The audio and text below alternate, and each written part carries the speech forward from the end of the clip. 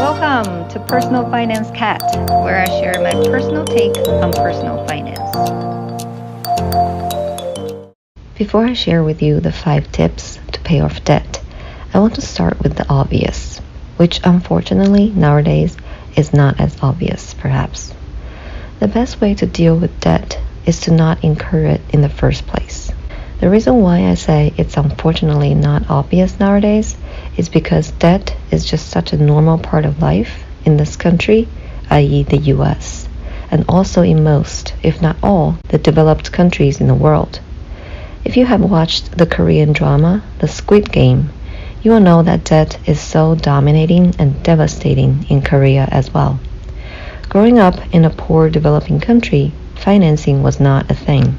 People could literally only buy whatever they had cash for, including housing.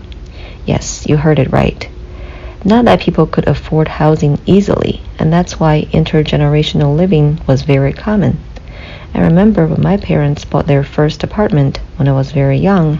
It was a tiny studio apartment in a very dingy building. It probably shouldn't even be considered a studio apartment because it didn't even have a bathroom. Anyway, since financing wasn't a thing, I'm pretty sure they bought it all cash. The cash may have come from the little restaurant business they had owned in the front yard of my grandparents' house while we lived with them. Anyway, the point is, in developing countries not too long ago, and probably still now, debt wasn't and probably still isn't part of the normal day-to-day occurrence. People only buy things when they have the money to afford them. So it is possible that you do not have to incur debt at all. As a matter of fact, the one and only Dave Ramsey is a strong proponent of being debt-free. Even in the United States, there are definitely people who save all the way up to being able to buy their houses all cash. Unlike Ramsey, I am not advocating for being completely debt-free because I do think there is good debt which can help you reach your financial goals easier and more efficiently. I'll elaborate on what I mean by that in a few, but let's first start with the difference between bad debt and good debt. Bad debt is the kind of debt that has a very high interest rate and or no collateral. An example of a very typical bad debt is credit card debt. People usually use this kind of debt to buy consumer products, such as clothes, gadgets, vacations, etc. This type of loans, therefore, does not have an asset to back them up, because these consumer products depreciate very fast or are completely consumed with no trace, except I guess you can argue fond memories. Good debt, on the other hand, has a low interest rate and also a collateral asset to back it up. The most common example of good debt is a mortgage for real estate. There are some debts in between, such as car loan and student loan, depending on the interest rate and whether the asset is appreciating or depreciating. It can be considered either way. The reason why I think good debt is something okay or even good to incur is because it can help produce higher returns for you than the cost you incur, i.e. the interest you have to pay. Take real estate as an example. If you have $100,000 to invest, you can buy either one property all cash or 5 properties with 20% down payment. Mathematically, the cash-on-cash return is higher in the second scenario when you leverage your money to buy properties with debt. I'll link the calculation in the show notes for you to take a look at if you're interested. A more debatable type of loan is student loans. While human capital is definitely worthwhile investing in, and human capital, although intangible, is the quote-unquote asset that backs up the debt, in my opinion. The big debate is whether the cost of education justifies the returns nowadays. The reason why I decided to do this episode is because my husband and I worked very hard to pay the student loans off, which he incurred for law school. He graduated during the recession years after 2008, and therefore it was fairly difficult for him to get the traditional high-paying job and pay off the loan quickly. It was not easy and even painful. So in his mind, it was probably bad debt. I was lucky that I didn't have any student loans. I went to college in my home country, in which, again, loans weren't as common, especially back then when I went. My parents paid for all of it, which was much more affordable than here in the US anyway. For graduate school, I got a full scholarship, so that was a free ride as well.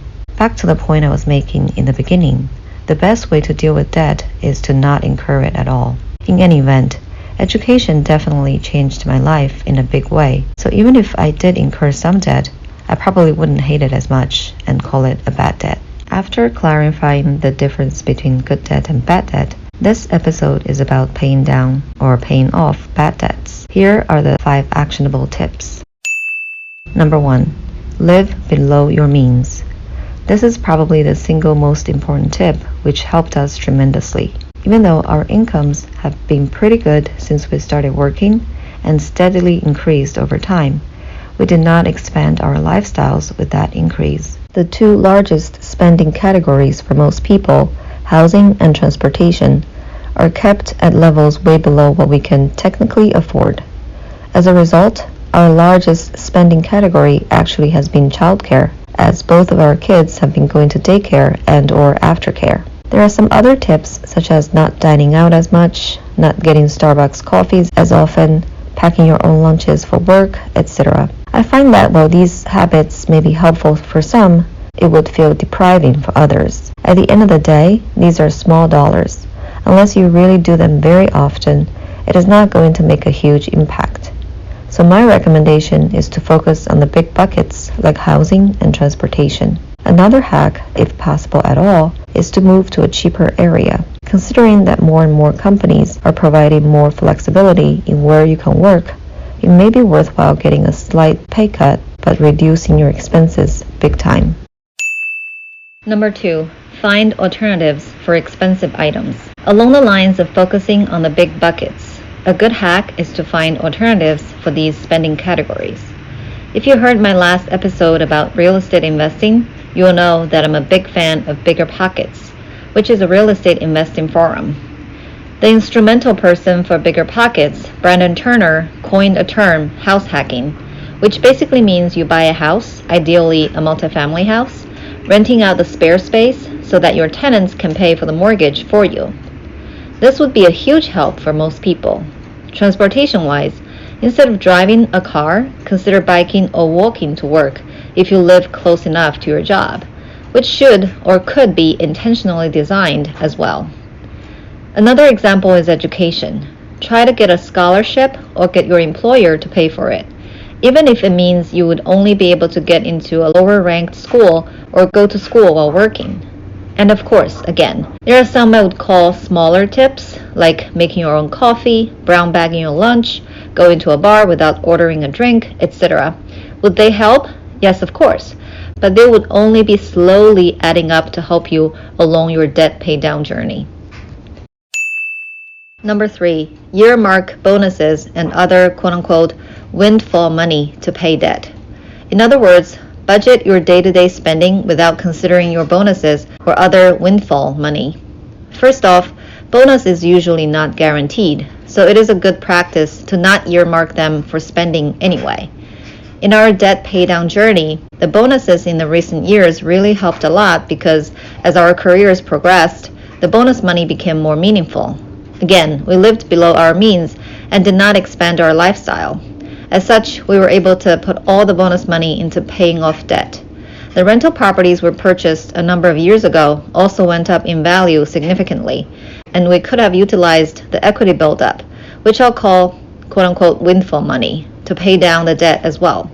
Fortunately, we didn't have to, because by that point, our debt was pretty much already paid off. Number 4, increase your income. This tip may seem obvious, but there is a lot that goes with it, because it's not easy. I do have an episode about how to increase your income, so feel free to listen to that one. Simply put, you can increase your income by enhancing existing skills or mastering new skills, so you can bring value to either your main job or create value through side gigs. As I stated in another episode, it's much easier to save 50% of your income if you're making twice the amount. Number 5, delay gratification. The last tip I want to share here is a bit philosophical, but probably the most helpful. A lot of times we find ourselves in debt because we want certain things right away, like a big house or a fancy car or an exotic vacation, etc., etc. How can we manage to delay such gratification?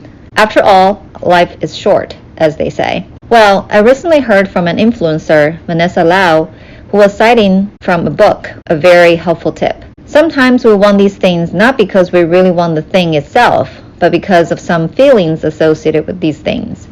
For example, we want a big house, perhaps because we want to have a family and or enjoy family life, not necessarily the house itself.